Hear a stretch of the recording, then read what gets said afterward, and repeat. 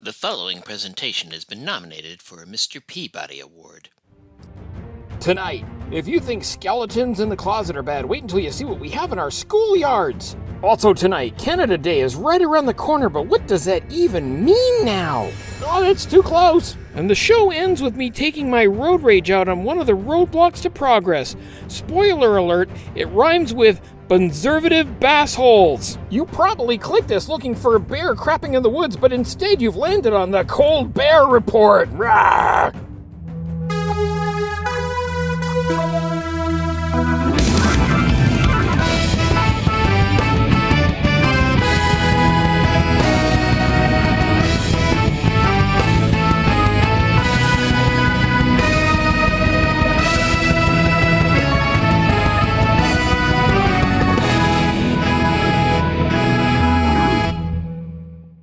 Nation, it's easy to look at this show and write it off as a silly comedy series, and for a large part that's absolutely legitimate. And while sometimes comedy can do something other approaches can't, release tension for example, I don't think we're there yet. Look, the premise of the series is supposed to be actual nature poking fun at the hypocrisy of mankind's obsession with their own self-proclaimed supremacy, regardless of the impact your selfishness has on all of creation, and the parallels to how humans treat nature has been a looming woke moment for decades, and one that I guarantee you will bite the arse of every single activist one day. You're on notice too, Greta Thunberg. Now, as an animal, I have to point out that extinction is worse than genocide, and you humans are rapidly killing off all of us with your American first, take back Canada, Brexit, me first, bull hockey! And fun fact, since the Latin for people is gens, apparently you can't even call killing off a whole species of animals genocide, because we're not people. So don't even get me started on how speciesist that is. In fact, just last month, Alberta Fish and Wildlife killed a grizzly bear in its God-given natural environment because some human near Water Valley, Alberta went where they didn't belong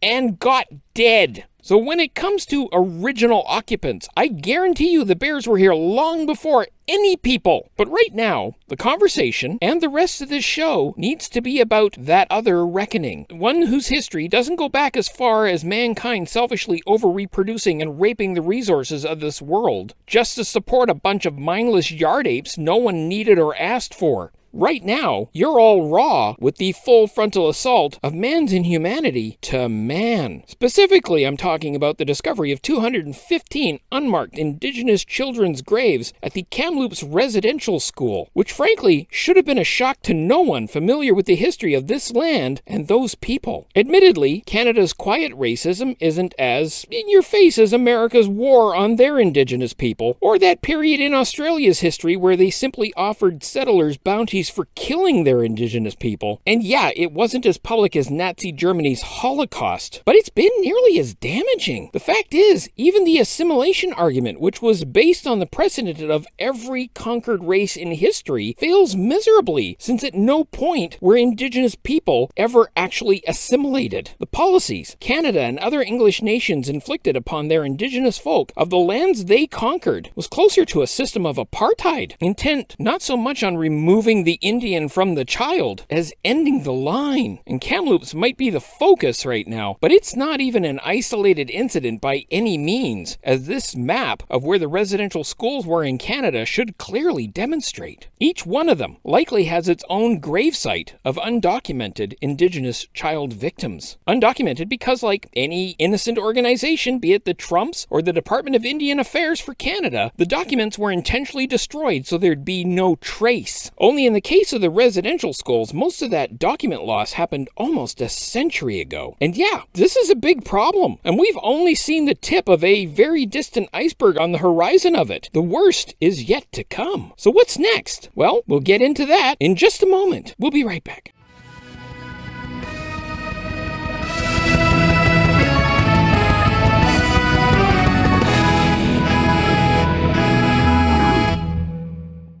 Welcome back, Cold Bear Nation. I'll be frankly surprised if you stuck around this long because, whew, this is a slog. But I promise you, there is light at the end of this tunnel because, well, we're not the first nation to face this sort of thing. In fact, there are many parallels between the Canadian residential school system's graves and the unwed washerwomen and babies of Ireland. Remember the movie Philomena? Yeah, only just a few months ago, the commission investigating the affectionately called Magdalene homes tabled a final report revealing around 9,000 children. That's 1 in 7 of those born in the 18 institutions covered by the Irish Commission's term of reference had died in the Catholic Church-run charitable homes for unwed mothers around Ireland just between the years 1922 and 1998. And that was double the rate of infant mortality in the general Irish population. That commission found that in the years before 1960, mother and baby homes did not save the lives of illegitimate children. In fact, they appear to have significantly reduced their prospects of survival. These are places with a history of unethical medical experiments on residents and preferential treatment of children who weren't mixed race, whatever mixed race meant in mid-20th century Ireland. So does any of that sound familiar? And then there's the granddaddy of it all, Germany, a nation with a very deep, dark, and public shadow, but which is currently both the leading economy in Europe and literally the poster child for reconciliation of crimes against humanity. And we can learn a lot from how both of these lands handled their paths out of darkness, because these mass graves are our own little Holocaust. So yeah, congrats Canada, you're a fully grown nation now, complete with historical horrors spilling out of the closet. And speaking of closets, yeah, it's time to replace the skeletons with statues in those. Now don't get me wrong, I'm still vehemently against removing the statues of John A. Macdonald and that Ryerson dude for being visible products of their time. I still strongly believe that they will be necessary for the dialogue that every Canadian needs to have, and our society would be better off surrounding each of them with representations of the good and the bad they represent. And I still strongly believe their removal is the first step in maple washing Canadian history again, and it will, in the long term, allow most of those who have benefited in this land to carry on with the illusion that they are a superior people in a superior nation, rather than facing the more complicated reality both sides need to, that everything is way more complicated than we want to believe, and the true measure of a superior society isn't the distance between the richest and poorest, but the lack of it. In light of these mass unmarked graves and the long, hard path ahead of us, I'll concede, though, my opinion, or indeed the opinion of anyone with white skin, a mortgage, and or multiple modern conveniences of any variety, doesn't matter right now. Right now, the only sounds coming out of the establishment need to be, we're listening.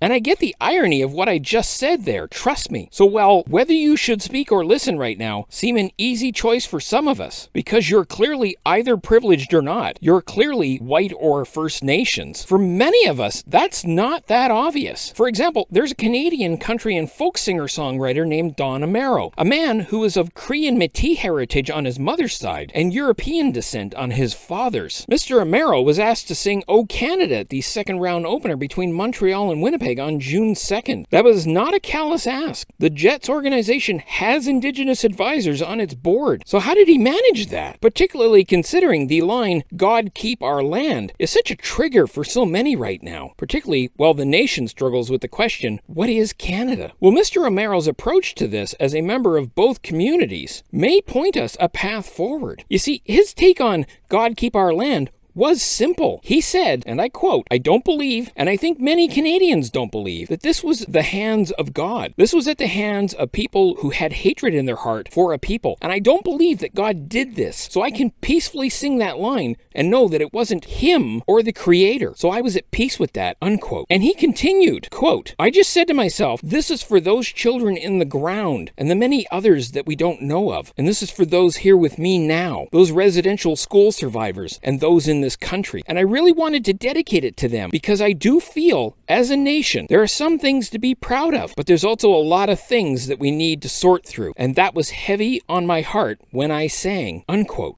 I can't emphasize that enough because it's what we all needed to hear and we all need to remember. There are some things to be proud of. There are also a lot of things that we need to sort through. And I don't think there's anything wrong with anyone just being silent about this right now, particularly if you don't know what to say. There's a lot to unpack with these revelations. There's a lot to reconcile for each of us who have to balance what it means to be in one of the greatest countries in the world, a land where privilege is natural for such a large majority of its citizens, but where that wealth has come on the backs, and worse, of so many who were here before us. I don't think it's wrong for anyone to just step away from the mic and let those whose story it is speak instead. Some of whom will speak with anger. They have every right to feel that. Some will stay with anger, not just because now we're listening to them, but because there's a lot to be angry about. Others, like Mr. Amero, may lead the way for the rest of us. What is Canada? That's the question people are asking. We need to ask it. But because we don't have time machines, because we cannot change that past, the question that will lead the way forward is, what do we want Canada to be, and how do we get there? Apollo 13 was a disaster, and yet it became NASA's finest hour, not because of what went wrong, but because in that crisis there was an opportunity, and the people involved rose to the challenge. Will we?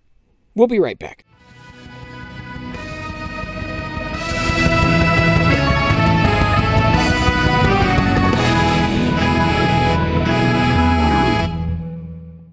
Hi, DUZA BEAR here. Catch me daily with the DUZA BEAR Digest, a short cross-platform riff of what interests me every day. On Instagram, @DUZA BEAR, on Twitter, @DUZA_bear, on Facebook, and YouTube. Not a sponsor. No, I think we can actually sponsor this one. That one we can sponsor.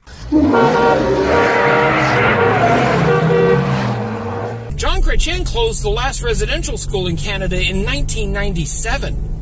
He actually closed the last 5 of them during his time, finally ending the 120-year history of that horrible institution. Why it took so long is more complicated than I have time for, so let's jump ahead a decade.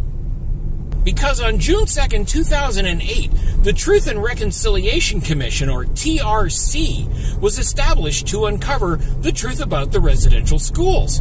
9 days later, then Prime Minister Stephen Harper offered a public apology for Canada's part in the creation and operation of those schools and the negative impact Canada had on Indigenous people. It was actually a very good speech, expressing a level of sensitivity that seemed well beyond what conservative supporters would think Harper was capable of. Oh, there are a lot of stop signs on this road. During its time, around 7,000 Indigenous people told their stories to the Truth and Reconciliation Commission, and the 6-volume report it issued had more than 4,000 pages of survivor testimonies. The report was a call to move from apology to action. But even before it was issued, the report was being compromised. The summary concluded that only cultural genocide had occurred. That's because biological and physical genocide claims carry legal responsibilities.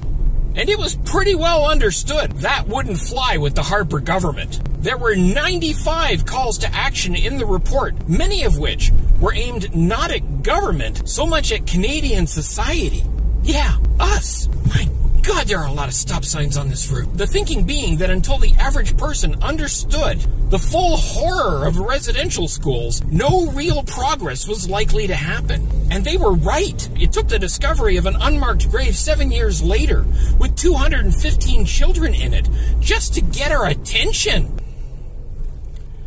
But after hearing Harper's apology, you'd think conservatives would have been the tip of the spear on progress towards reconciliation. Yet a year after that apology was made, Harper claimed there was no history of colonialism in Canada. Seriously, read his apology and try and reconcile that.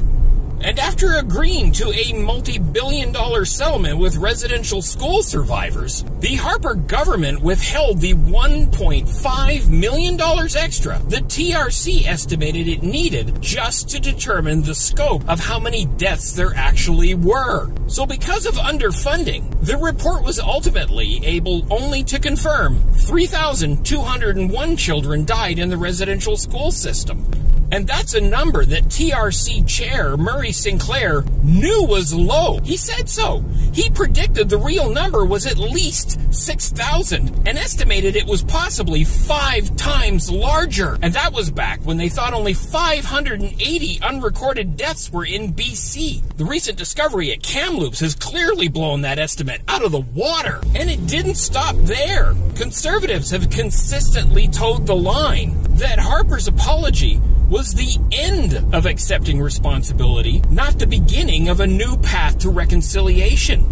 Cyclist, Harper's anti-terrorism bill C-51 was worded in such a way that it allowed the government to arrest First Nation leaders as threats to national security just for defending their lands in peaceful protests against logging and mining. 10 points. Conservative Senator Lynn Biak criticized the report for failing to document, quote, the abundance of good the schools accomplished. A statement even the Anglican Church, as one of the minor parties historically involved in the residential school system, slammed as just plain wrong. Conservatives have routinely voted against funding clean water initiatives to the reserves.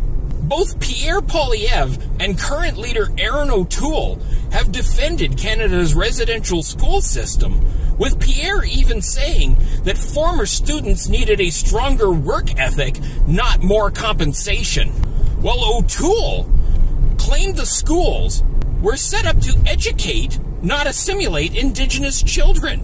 Sure, in public, all those conservatives have apologized. They've looked contrite. They've admitted their statements were wrong-headed. But in camera, those apologies have come with a wink and a nod. The base is told those apologies were forced by the woke crowd, not factual, not intentional, not meant.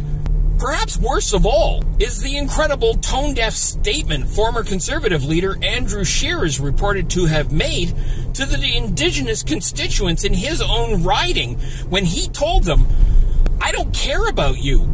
I don't need Indian votes to win. Andrew Scheer's white face calls into question all the fake outrage Conservatives pretend to have over Justin's blackface incidents, because unlike Scheer, Justin's insensitivities were almost 2 decades before he entered politics, and not something an elected official said to voters while seeking the job of Canada's Prime Minister. As of today, 10 of the 95 calls to action are considered complete. 21 projects are underway.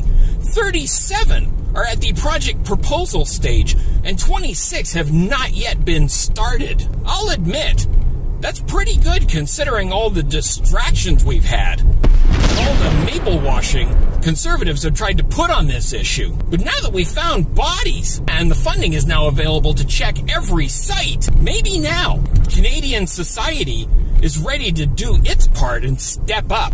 And maybe Conservatives will realize you can't pander to your base for donations, apologize with a wink when you're caught, and hope to ever form government again. Because the 1950s are over. And if Canada is going to become the just society we grew up being told it was, then we need to stand on guard for thee by owning up to our mistakes and making sure the maple leaf is a symbol worth putting our hands on our hearts for, instead of just being another red stain on a field of white.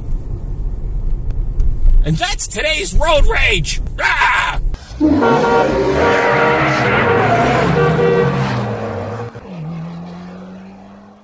Well, nation, that's all for the Colbert Report this week. I know it was a slog, but here we are. Take care, stay safe, and watch out for wildlife on the roads. Oh, Canada, our home and native land, true patriot love in all of us command. With glowing hearts we see thee rise, the true north strong and free. From far and wide, O Canada, we stand on guard for thee. God, keep our land glorious and free. O Canada, we stand on guard for thee. O Canada, we stand on guard for thee.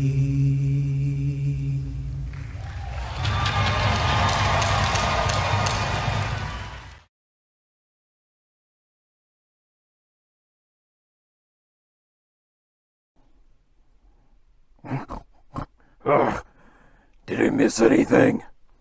Not really. Ah! Ah! Ah! Ah! Ah! Ah! Ah! Ah!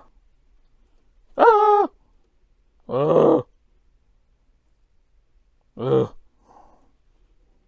Ah! Good night, everybody.